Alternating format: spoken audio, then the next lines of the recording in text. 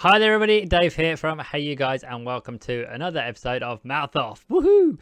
Today I'm joined by Linda, yes, Hi. and Scott, yes. Hello. And today we are gonna be a man because Mulan is coming to Disney Plus, and it's gonna cost you a lot of money. Woo! So, guys, I've not seen this film yet. This review will be non-spoilerish, but if you've seen the Disney version of the animation, my guess is you probably know what happens. But, guys, Scott, do you want to start by telling us what the film's about and your initial thoughts, please? Yes. So Mulan is the latest Disney remake of some of the animated classics. And this is a kind of modernish retelling of it. It's a very mature movie for Disney. A lot of the kind of Disney animation stuff has been taken away. So it more focuses on Mulan and her story. If you don't know the story, there is a war brewing, and the one side of want to call up all the a boy from each family to go and fight this war. Because there's no boys in Mulan's family, the father, who is old and obviously not fit for war, obviously has to put himself forward. She is very keen for him not to do that, so she secretly disguises herself as a man and goes to fight the war herself. So it's about her going to war undercover as a man, and this big war ensues. And yeah, there's not much more really to say. It's obviously based on the animation, but this is, I think, obviously we get into it, but as I say, it's a very mature version. It kind of takes away some of the Disney-fied stuff from the animation. Obviously, the biggest exemption is that the dragon, which I can't remember the name, but it was voiced by Eddie Murphy. That is not part of this retelling. This is a very modern, very grounded retelling of the story. No dragon, no Eddie Murphy. No dragon, no Eddie Murphy. There is a phoenix that appears in replacement of it, which is a bit more of a shall we say, a more adult version of it, not in that sense, but in terms of this is obviously this is a PG-13. I think it's the first PG-13 rated Disney remake since they've started remaking it. Obviously, Beauty and the Beast and the others were U's or PGs. This is a PG-13, so that kind of gives you a sense of what they're aiming for. This is a very gritty, a grittier film than I was expecting from a Disney remake of one of their animated classics. And as you say, Dave did a little sing song at the beginning there. There is no songs in this one either. All together. 1, 2, 3. Be a man. You are useless, you lot. Come on. It's a long time since I've seen Mulan. Linda's not up for it. So, yeah. No, I'm not up for it. If this was Beauty and the Beast, I would have maybe sang Be Our Guest. But there's no songs, there's none of that. So this is a very... The focus of the movie is very, very... It's the story is the same, but the focus is a little bit different. And the ways and means about it is very, very different. And it leans on a lot of movies that we've seen with fantastic fight sequences like Crouching Tiger, Hidden Dragon, and stuff in between. So it's a broader retelling, but also a celebration of culture, of women, of their place, and all those things. So it's very, very interesting. It's probably the most interesting Disney remake that I've seen so far. That's good. Which you can see in the comfort of your own home for a small price. Yeah, small. Linda, what did you think? Is it good? It's really good. I really, really enjoyed this. I'm the same. I can't actually remember the last time I saw Mulan, or whether I actually saw it all the way through the animation. And I was hugely impressed by this. It's more like a straightforward sort of martial arts movie. And I was really surprised at how gritty and kind of violent in some aspects it is. It's got a really lovely sort of feminist sort of idea behind it, and it's I very grown up, very well acted, very impressed with the CGI. Really, really good. It's just a shame it's not coming out in the cinemas. I think Disney really should have held back, or just done what Warner Bros. Have done and just gone for it. Obviously, it is a kids movie, but I think it's not primarily just a kids movie either. I think I can see lots of martial art fans, like you said earlier, going to see it. So I'm kind of a little bit disappointed that they didn't wait till cinemas opened properly, but I completely understand why they would do it. I really liked it, and I think brilliant direction from Niki Caro, who did I think she's from New Zealand, who did the Whale Rider, and fantastic direction by a female director again. Yeah, I honestly have nothing bad to say about it. Really, really well made. So let's touch on, Scott, I'll ask you what you thought in a moment, but let's touch on the fact that this isn't coming out in cinemas. So Disney decided to put it straight to Disney Plus, but it's on, as they've put on the poster, their Premiere Access, which basically means in the UK, I think it's $19.99 if you want to watch it. You get to keep it, so it's not like it's not like a 2-day rental like Universal did with Trolls 2 and various other things. But Scott, what do you think about the fact that it's going to TVs and not the cinema? Because I looked up earlier, and you never know exactly if these things are right, but it estimates about 200 million to make, which is a sizable chunk of money for it to then go straight to VOD, essentially. What do you think about it? And is it a good idea? And is it scary for cinemas that a big studio like Disney have done that? Well, I think on the one hand, they've obviously tried to protect their investment in the sense that I read somewhere, and forgive me if it was incorrect, but I'm sure I read it somewhere, that if they got enough people to subscribe to it, there's a way that they could, if they got, say, a quarter or a third of their subscribers to pay for it, they'd earn at least $700 million, which would protect their investment in that sense. So as a business point of view, and obviously it's strange now talking about it now because obviously Tenet's come out, and Tenet has done amazingly well, more successful than anybody had anticipated. I think it made over $50 million, in the overseas markets at the weekend, which is insane if you think about the restrictions and how many theaters are open and how many theaters aren't open. That's a lot of money, but it was on a knife edge. Tenet could have quite easily failed, in that sense, but that's done really well. But they obviously weren't prepared to take that risk, and obviously Tenet has a different audience. Obviously Mulan is a much more mature Disney version, but it is a Disney film, and they want to get kids back in the cinemas, and kids are at the moment, and the families wrestling with the impending going back to school and all that kind of stuff. So, they obviously wanted to protect their investment, and the best way to do that was to release it at home. And they have Disney Plus, and they have this great platform. Obviously, they've had to charge for it, but as you say, it is different in the sense that when you pay for it, you keep it. You can go back and watch it as many times as you want. I think it's $30 in the US, isn't it? Yeah, $30 and $29.99 in the US, £20 over here. Yeah. But as you say, you get the option. Essentially, when you buy it, you keep it, and it's yours forevermore, I think, or at least for a certain period of time. From as far as I'm aware, it is. Yeah. And then it's going to be released on the platform at some point anyway. So I think the disappointing thing is that it is a big screen movie. This is made for the biggest screen possible. The fight sequences in particular, and the way it's shot, there's some wonderful, you just look at that photo there. It's a wonderfully choreographed movie. It's a wonderfully shot movie. It feels like it's hugely epic, isn't it? I mean, it's a massive epic movie. It feels like it's a combination of it's a combination of a war movie. It's a combination of a western, if you look at in terms of the landscapes and everything else, celebration of China and all of their history, and this amazing kind of battlefield and stuff. And even in the sequences where you see Mulan with her family, these wonderful sets that need to be seen on the biggest screen possible. But unfortunately, unless you've got a big TV, it's not kind of, unless you've got a cinema in your house. I had to plug my laptop into my TV to watch it, because the press platform and the digital platform is different to the Disney Plus platform. Anyway, I think it's disappointing that you don't get to see it on the big screen. I hope somewhere down the line that people do get to experience it and on the cinema, but I don't think that's going to happen. Do you not think Disney will push it like Netflix do and push it theatrically at all? No, not at all. They have enough.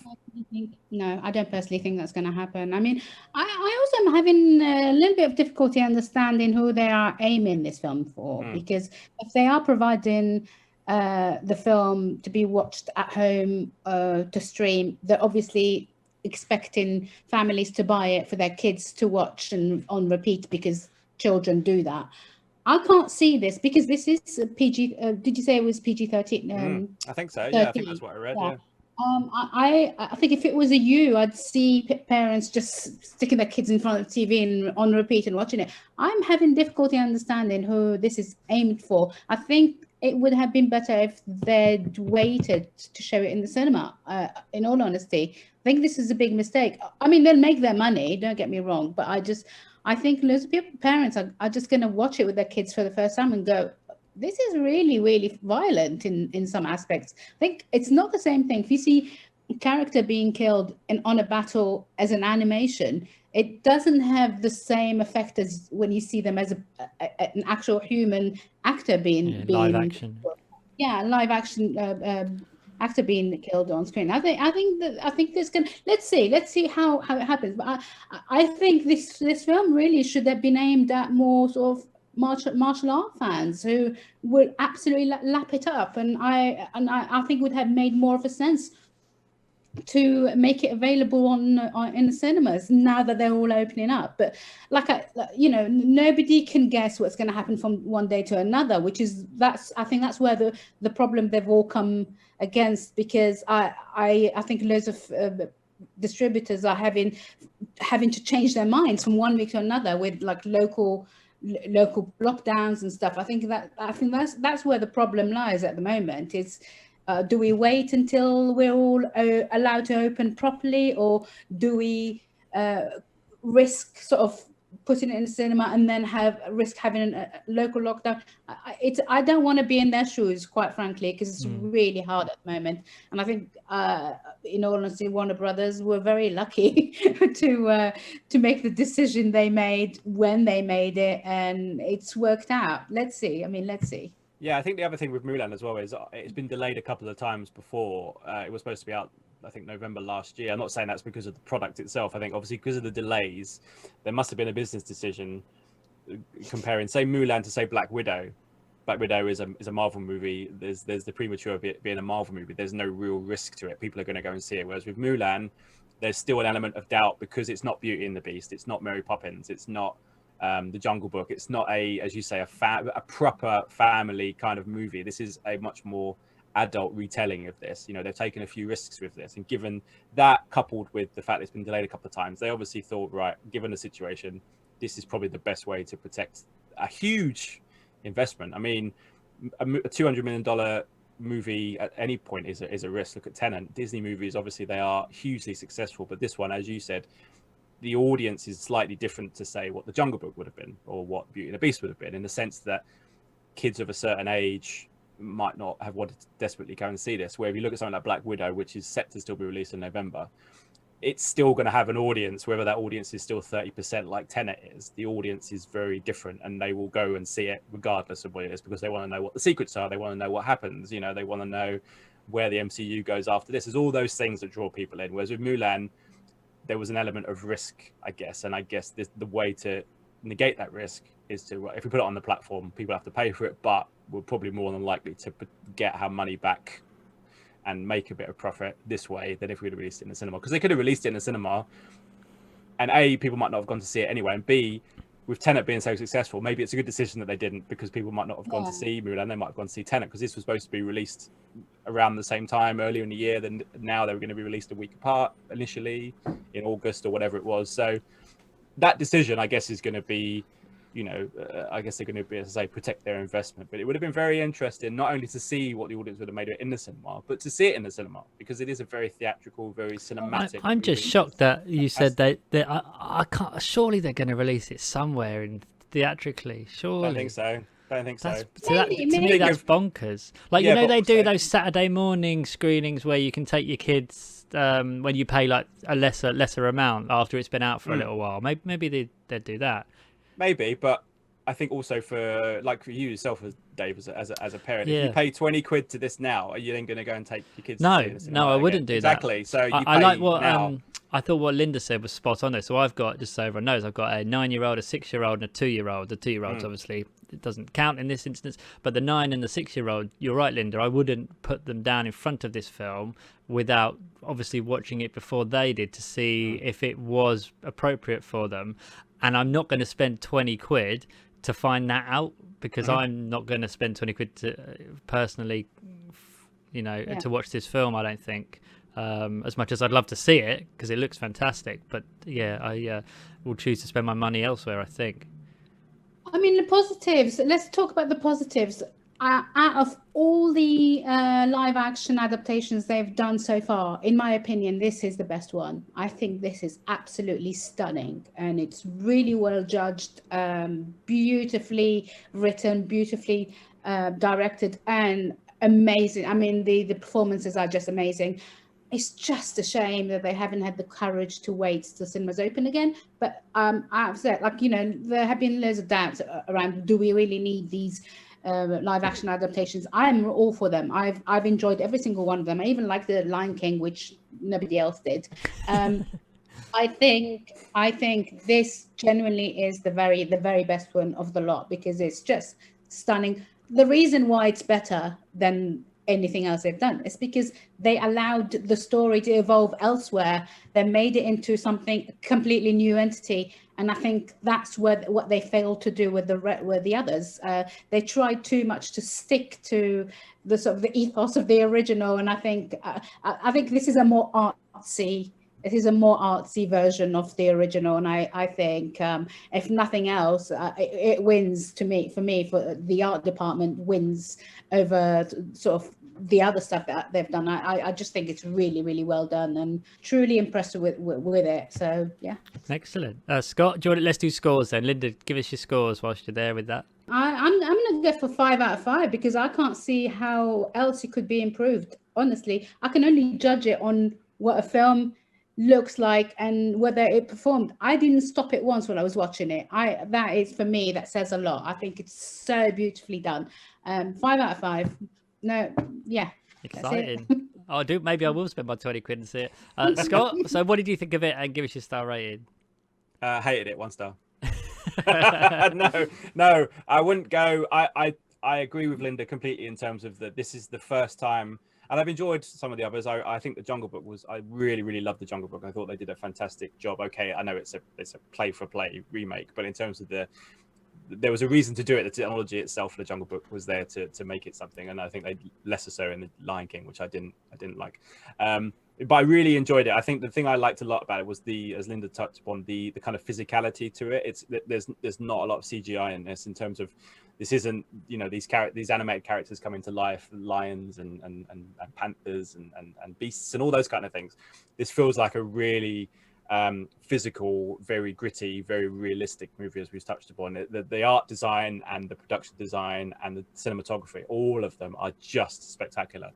And I really, really liked all of that kind of stuff. I wasn't quite as enamored with it as you were, in terms of, I did stop it a couple of times, but that was for other reasons, one of them being a toilet break. But getting on a bit now, Scott. Yeah, I'm getting old now. I need consistent toilet breaks and cups of tea. So, go hand in hand, don't they? But the disappointing thing is, and again, we've touched upon this a lot during this lockdown, is that the impact of it was slightly downgraded because I was watching it on my TV. I wasn't watching it in the cinema. I wasn't watching it with that amazing Dolby. There's a screening room that we go to for some of these Disneys at the official Dolby screening room, and even there, or on these amazing screens that we get to see things on, and the same with a cinematic experience, you lose a little bit of that watching it at home. I think particularly this, because everything about it is so well done. The characters are fantastic. The story's amazing. The art design, all of that stuff is just so spectacular. To watch it at home feels like a letdown in some respects. That's no disrespect to the movie itself, just in terms of the experience. It's ultimately let down because you're watching it at home. Just only slightly, but you lose that impact of watching it on that massive screen. The same way we got to see Tenet at a press screening. That factor of, wow, I'm watching this on the big screen again. I would love to see this on the big screen, but it still resonates in the same way. I'm only saying slightly, but just because you are watching it at home. Well, there's all these adverts about Dolby this, Dolby that, and watch on the big screen experience, and then we try and do that, but we can't because we aren't being given the opportunity. And don't get me wrong, COVID has completely kicked it in the nuts, and that's not Disney's fault. But they, like Linda said, maybe if they'd held out and actually put it on a theatrical. Oh, I agree completely. This would have been a fantastic Christmas release. They could have waited till Christmas and people would have gone to see so it. But what's your score, Scotty? I would give it 4 stars, which I think is fair. I haven't downgraded it I'm not downgrading it in terms of the film itself. I'm just, in terms of my experience of watching it, it was slightly decreased. But the film itself is a fantastic. I have no qualms in giving it a 4 stars. I think it's spectacular. I thought I'm not going to try and pronounce the name in case I get it wrong.